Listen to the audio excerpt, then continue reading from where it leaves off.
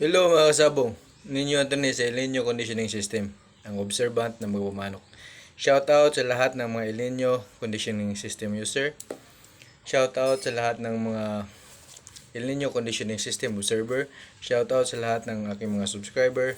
Shoutout sa lahat ng aking mga follower. At shoutout sa lahat ng aking mga viewers. So hindi ko na kayo maisa-isa, marami na kayo.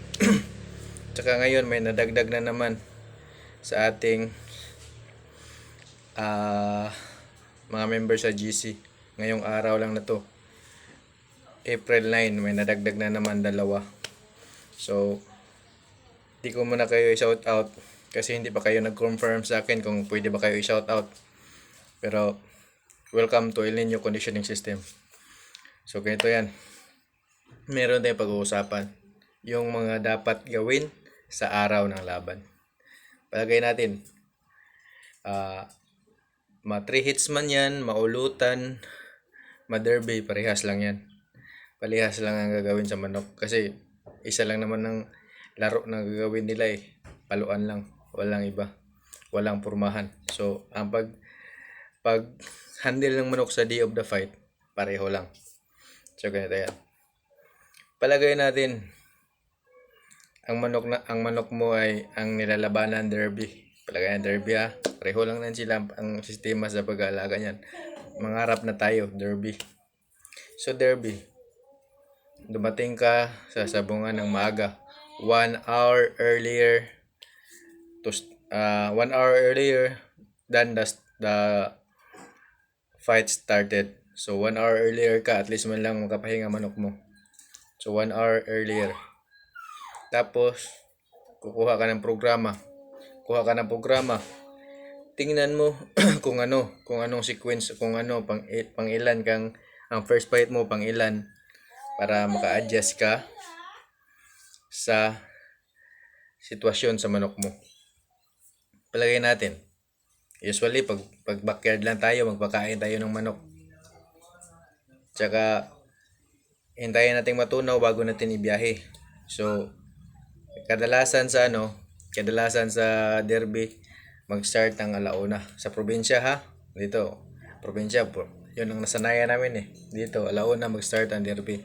So, alas 12 or alas 11, andun ka na sa sabungan. So, kung nagpakain ka ng alas 7, possible tunaw na yun. Lalo na kung pinakain mo is konti lang. 20 grams lang. So, possible, tunaw na yun pagdating sa sabungan. So, doon sa sabungan, pagdating mo sa sabungan, siyempre, huwag mo i-reach sa kulungan. Ilabas mo yan isa-isa. Kung may karton ka. So, pero ako, wala akong karton. Hinahawakan ko lang eh. Ilagay mo yan sa isa-isa sa 3x3 na may mating. Ilagay mo yan. Tingnan mo sitwasyon niya. Tingin mo relax siya. Iipot. Tsaka mo ilagay sa kulungan. Yung iba naman, ipalagay natin 3 cocks. Drop ka na. Lagay mo naman sa, wag mo munang i-reach sa kulungan. Dapat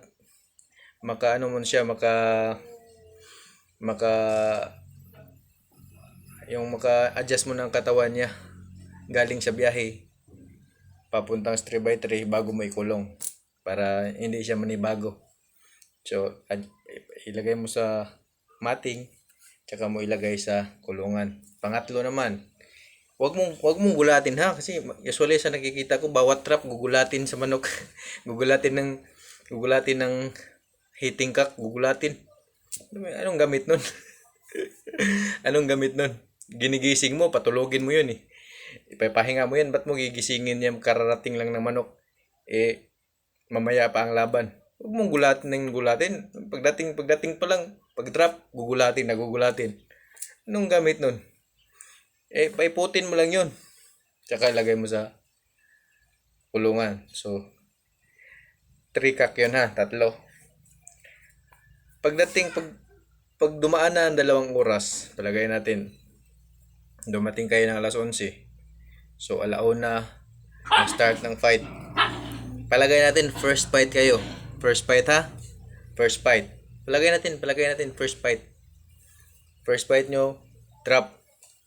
Sakto 2 oras, drop kayo. Drop. Pag drop, umipot siya. Tingnan mo.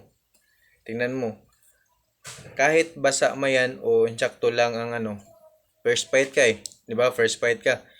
Wala ka na time mag-adjust diyan kasi basa man yan o buo ang ipot, wala ka na time mag-adjust yan kasi first fight ka. So, wag kang mag-negative ng iniisip. Ang isipin mo, ang manok mo nakakondisyon. Kahit paanong tain yan, walang masamang naidudulot yan. Yung tae, wag kayong maniwala na nakakasama talaga ang tae. Pag iipot ng basa, nakakasama talaga, nakakatalo talaga yan. Wag mong isipin ganyan. Wag mong isipin yan. Meron nga sa derby, sumisirit pa ang tae sa ibabaw ng Royda, nananalo eh. Wag mong isipin, wag kayong masyadong negative mag-isip. Ang isipin mo, nakakondisyon manok mo. Kahit ano pang itatain yan, papalo yan, nakakondisyon manok mo eh. Lalo na kinakailin niyo kung sinisystem ka. Papalo yan. Sa stress ng biyahe, may tendency talaga na iipot yan. Kung ulan pa pagbiyahe nyo, may tendency talaga yan na iipot yan ng basa. Kaya, wag kang negative. Kaya lagi kong sinasabi sa vlog ko, think positive always. Kahit ano pang galawin ng manok mo, wag kang kabahan. Alam mo na yan, dapat alam mo na troubleshooting. Kung gusto mo malaman mga troubleshooting sa masamang galaw ng manok, magpa-member ka sa El Nino Conditioning System. Mag-PM ka sa aking FB page, Nino Anthony Monya. Kung gusto mong malaman mga troubleshooting sa mga ganyang sitwasyon. Pero, itatak sa isip mo, kahit anumang iipot ng manok mo, itatak sa isip mo na ang manok mo nakakondisyon. Kahit anumang iipot niyan, papalo yan kasi nakakondisyon yan. Pag sabayhin natin nakakondisyon, sakto ang pahinga, sakto ang exercises ginawa mo, sakto ang pagkain, sakto lahat. Kasi wala namang nagkukondisyon na hindi sakto lahat, di ba? So, sakto yan lahat ginawa mo. May other factor lang na nagpapaipot sa kanya ng basa. It's either the weather or ang stress ng travel o ano man. Talaga yan. Mag-iipot yan ng basa paminsan-minsan. Pero sunod na ipot niyan, kung wala pa ang laban, titigas na yan. Unang drop niyan, basa yan kasi dahil yan sa stress sa biyahe. So, wag kayong kabahan kung ano man iipot ng manok nyo. Wag kayong kabahan. Pagkabahan kayo, yan na maramdaman ng manok. Siyempre, kinabahan nga ang handler niya. Ang manok pa kaya. Kaya sa mga amo naman dyan, pag may ganyang sitwasyon, wag niyong pagalitan yung mga handler nyo. Kasi kung pagalitan nyo yan, kakabahan yan. Pagkabahan yan, mafe-feel yan ng manok. Happy lang palagi, positive lang. Handler, may-ari, dapat positive lang kayo.